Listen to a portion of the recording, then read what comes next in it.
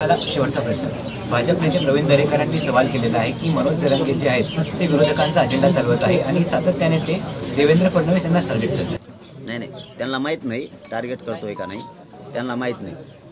ज्यावेळेस महाविकास आघाडी गेली नव्हती चर्चेला त्यावेळेस त्यांना बिले झापिले मी ते त्या टायमाला टी व्ही त्यांची लाईट गेली असेल, फ्यूज निघाला असेल, त्या टायमाला डीपी जळलेली असेल त्यांची, त्यांना ते माहीत नसेल त्या टायमाला. पण मी बोललोय आणि त्यांना विरोध का करतोय तर ते एकच काम करेना, ते आमच्यावर अन्याय करायला लागले. आणि दरेकर साहेबांना माझी विनंती आहे की तुम्ही त्या जातीचे ज्या जातीत झाल मला त्या जातीचे फक्त हाल बघा, मग तुमच्या लक्षात येईल आम्ही का बोलतो. 10 महिने झाले फडणवीस साहेब आमचं एक बी काम करेना. तुम्ही या, तुम्ही करा. मराठ्याला सांगतो तुम्हाला डोक्यावर घेऊन नाचायचं आणि तुमच्या नेत्याला सुद्धा. फक्त काहीच माहीत नसताना राजकारण करायचं म्हणून आरोप करू नका, एवढी दरेकर साहेबाला माझी विनंती की आरोप करायचा म्हणून करू नका, सत्यता सुद्धा बघा. तुम्ही स्वतः या. 20 तारखेला उपोषण सुरू होतंय, तुम्हाला आम्ही दाखवून देतो काय दिलं, तुम्ही आम्हाला दाखवून द्या देवेंद्र फडणवीस साहेबांनी काय दिलं. होऊन द्या 1 to 1, ते बी इज्जतीनं सन्मानानं तुम्हाला आमंत्रण आहे. आणि मीडियाच्या माध्यमातून देतो. हे मी 10 महिन्यात कोणालाच दिलेलं नाही, कोणालाच. तुम्हाला सन्मानानं आमंत्रण आहे, तुम्हाला सन्मानानं इज्जतीत सगळे देणार पण वापस आणणार पण. एक आयोग सुद्धा मानणार नाही तिथं बसलेला माणूस तुम्हाला. सगळा सन्मानावर या, तुम्ही चर्चा करा. 10 महिन्यात आमचं काय वाटलं झालं आम्ही सांगतो, तुम्ही सांगा काय दिलंय आम्ही सांगतो तुम्हाला. आणि मग म्हणा देवेंद्र फडणवीस चुकले का मी चुकलो, पण येताना तुम्हाला न्याय करावा लागेल. ते खोटे असले त्यांना खोटं म्हणावं लागेल, मी खोटं असलं तर मला खोटं म्हणावं लागेल. आणि मीडियाच्या समोर बोल. दरेकर साहेब इतका प्रामाणिकपणाने मी तुमच्याशी बोलतो. काहीतरी नेत्यांचे मराठ्यांचे नेत्यांची इज्जत आमच्या नजरेत असेल म्हणून आम्ही या भाषेत बोलतो. आम्ही दाखवून देतो आमचे किती हाल झालेत आणि काहीच दिलं नाही. तुम्ही दाखवून द्या काय दिलं. मीडियासमोर तुम्ही स्तुती करा.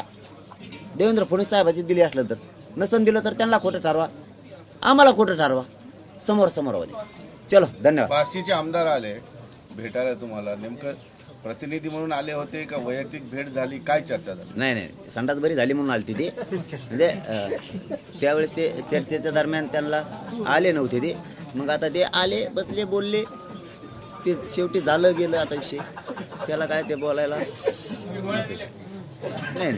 तुमच्या गोळीमुळे बरी झाली. दवाखाना तिथं आहे, सागर बंगला, गोळ्या तिकडे नाही. पण ते जाऊ द्या, काय ते मध्यस्थी केली त्यांनी. त्यावेळेस ते आले नाही. जे खरं होतं ते मला बोलणं आलं. त्यांनी ते सांगितलं आता की असं असं होतं तसं होतं. काय सांगितलं त्यांनी मला काय नाही. ही वेळ आल्यावर मी तुम्हाला बी सांगत, त्याची काय अडचण नाही, तुम्हाला लपेणार नाही, 100% सांगत. करतील, पुन्हा प्रयत्न करतील ते समाजासाठी. त्यांनी करावेत, माझा समाज मोठा करावा.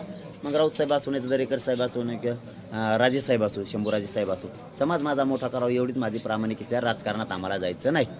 तर समाज आता मोठ्या प्रमाणात विरोध करतो की तुम्ही उपोषणाला बसू नये, होणार आहोत, समाजाच्या बाहेर जावं. 20 तारखेला समाज, तुम्ही म्हणता की समाजाच्या शब्दाच्या बाहेर तुम्ही नाही, नेहमी म्हणता. पण आता समाजाचा सुद्धा तुमच्या बैठकीत सुद्धा तोच उल्लेख झाला की उपोषण नको, तुम्हाला तुमची तब्येत करावं. मी मान्य करतो. पण काय म्हणजे समाजाचा रेटा असला तरी तुम्ही उपोषण करा. काय माझं शक्तीच ती आहे समाजाला न्याय देण्याची. आणि आत्तापर्यंत त्या शक्तीच्या जोरावरती आणि समाजाच्या ताकदीच्या जोरावरती एक हे संगम जुळल्यामुळे समाजाला मिळालं. काय माझं घर दुसरं असताना एवढा मोठा समाज म्हणल्यावर खूप वापर केला असता समाजाचा, कुंकड पळीला असता, काही केलं असतं. मला माझ्या समाजाला त्रास होईल असं नाही वागवायचं.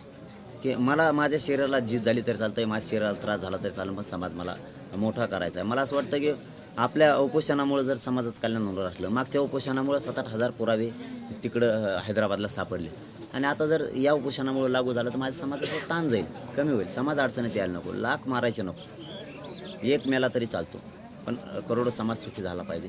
म्हणून मी त्यांना समजून सांगितलं की बाबा तुम्ही म्हणताय ते खरं आहे, मी तुमचा शब्द कशासाठी डावलतोय, तुम्ही समाजाच्या पुढे मी नाही हे खरं आहे, पण मी फक्त उपोषणातच त्यांचं ऐकत नाही, बाकी सगळं ऐकतो. ते म्हणते तसंच करतो मी. बाकीचं काय जे असेल ते, बाकीचे त्यांची मागणी ओबीसीतून आहे त्यात मी त्यांच्या मनाप्रमाणे बोलतो. समाज म्हणला ओबीसीतून जे ज्या असतील ते, सभाचा असू द्या, निवडणुकीचा असू द्या, समाज म्हणून तेच मी ऐकतो. फक्त उपोषणात काय ऐकत नाही की त्यांना त्रास होणे ही माझी भूमिका आहे, मला त्रास व्हावा ही माझी भावना आहे. त्यांचं लेकरं मला मोठे करायचे मराठा समाजाचे, म्हणून मला त्रास करून घेतो. त्यांच्या लेकराला व्हावं नाही अशी माझी अपेक्षा नाही. राज्याला प्रोग्राम दिलेला नाही.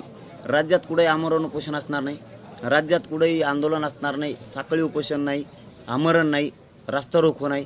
राज्याला प्रोग्राम दिलेला नाही. राज्यात कुठंच काय होणार नाही, कुठंच रास्ता रोको असणार नाही ना, काहीच नाही. प्रोग्रामच दिलेला नाही साधा कसलाच एक पण ना, काहीच म्हणजे काहीच नाही. फक्त अंतरवालीत जे यायच्यात बांधव ते अंतरवालीत येतील, परंतु प्रोग्राम कसलाही आंदोलनाचा दिलेला नाही. आणि मराठा बांधवालाही आपण कोणी करू नका, तुम्हाला त्रास व्हावा ही माझी भूमिका नाही. मला त्रास होऊन झाला तरी चालत, फक्त तुमचे लेकरं मोठे व्हावेत ही उद्देशी आरक्षण घेण्यासाठीचा, सगळ्या सोयीची अंमलबजावणी मिळवण्याचा म्हणून मी बसतोय आमरण उपोषणाला. फक्त तुमचा आशीर्वाद आणि साथ राहू द्या. कोणीही आंदोलन करू नका, एकानंही आत्महत्या करायची नाही. तुम्ही आत्महत्या केली की मी खचतोय. तुम्ही मोठे व्हावात, तुम्हाला आरक्षण मिळावं म्हणून मी लढतोय. कुठं काहीच करायचं नाही, शांत राहायचं. आपल्याला कोणाला बदनाम करायचं त्याला करून द्या, कोणाला काय करायचं ते करू द्या.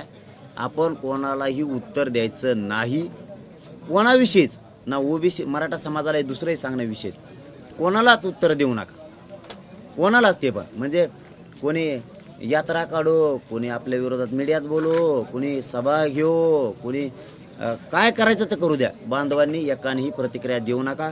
काहीतरी वेगळी प्रतिक्रिया घ्यावा असं काहींना वाटतंय, काहींना म्हणतो आहे मी, काही त्याच्यावरच आहेत.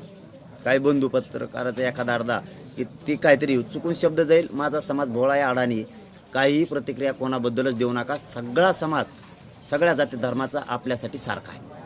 आपल्या सगळ्या लेकरं मोठे होण्याचा उद्देश मराठ्याने ठेवायचा आणि त्यासाठी करायचं. कोणीही कसलंही उत्तर देऊ नका. शांत राहा. धन्यवाद.